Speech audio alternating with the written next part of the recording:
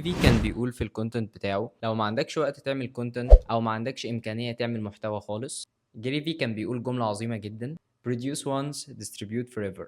يعني ايه الكلام ده؟ يعني اعمل محتوى مرة واحدة زي بودكاست مثلا انت بتعملها للناس، وقسمها على شورتس كتيرة على مدار الشهر. طبعا دي فكرة مش بطالة، بس لو احنا عايزين نطبقها فعلا في الشغل والبيزنس يبقى لازم تسمع الحلقة دي. اهم حاجة في الكونتنت كريشن انك ما تتسرعش.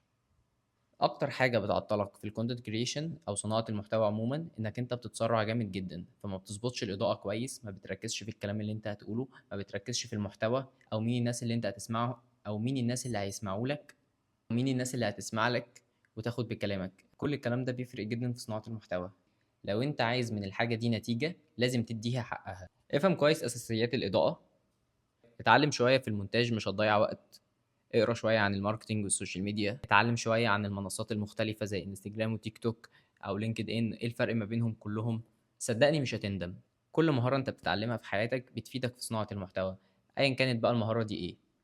وطبعا كالعاده لو الفيديو عجبك ما تنساش تعمل لايك وشير والحاجات الغريبه اللي بيقعدوا يقولوا عليها دي. اشوفكم على خير. اللي جيري في دايما بيركز عليه يعني ايه تعمل كونتنت لمده ساعه مثلا، او تعمل محتوى لمده ساعه او ساعتين، حسب الوقت اللي انت بتعمله. او لو انت مثلا بتعمل فيديوهات فلوج على اليوتيوب، تقدر تاخد شورتس من الفيديوهات بتاعتك اللي على اليوتيوب، وتقدر تقصها بالاي اي دلوقتي او تعمل لها ايديت بسيط وتمنتجها تاني. الكلام ده بيوفر عليك وقت وجهد كبير جدا.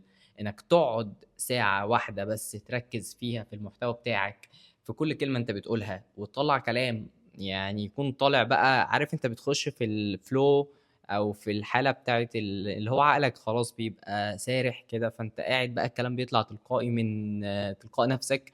مش محتاج تفكر كتير في الكلام، خلاص انت حضرت وعارف الكلام اللي انت هتقوله.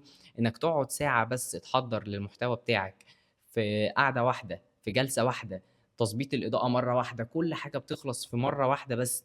وتبقى على مدار الشهر انت عمال تنزل محتوى مستمر، على الأقل كل يوم بتنزل فيديو واحد بس. في بيقول لك نزل 10 في 7 منصات مختلفة. يعني يا أخي اتقي ربنا شوية لو انت ما بتنزلش كونتنت خالص لحد النهاردة. ودي واحدة من الحلقات بتاعته اللي بتتكلم عن ازاي تعمل محتوى لمرة واحدة ويعيش معاك على طول. لو عايز لينك الحلقة اكتب لي في التعليقات جيري في وانا هبعت لك الحلقة على الخاص. اشوفك على خير. من اكتر الحاجات اللي بتواجهنا ككرييتورز او كصناع محتوى في السوشيال ميديا، في صناعة المحتوى عموما، انك تكون حقيقي او تكون انسان. وده اللي انا قعدت فترة كبيرة اسأل فيه تشات جي بي تي. انا عايز اكون انسان، وكل ما انسى ان انا انسان فكرني ان انا انسان. ليه؟